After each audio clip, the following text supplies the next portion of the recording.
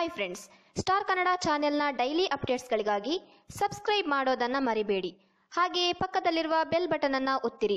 ನಾವು ಅಪ್ಲೋಡ್ ಮಾಡುವ ಎಲ್ಲ ವಿಡಿಯೋಗಳು ನಿಮಗೆ ಬರುತ್ತದೆ.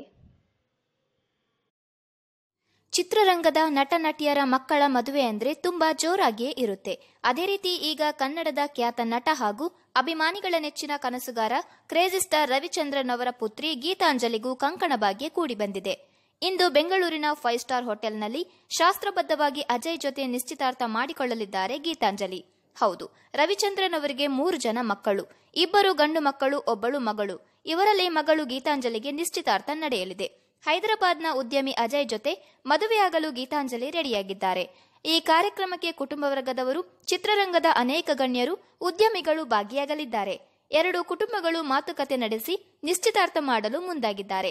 ಹಾಗಾಗಿ ಇಂದು ಗೀತಾಂಜಲಿ ಹಾಗೂ ಅಜಯ್ ಹಿರಿಯರ ಸಮ್ಮುಖದಲ್ಲಿ ನಿಶ್ಚಿತಾರ್ಥ ಮಾಡಿಕೊಳ್ಳಲಿದ್ದಾರೆ.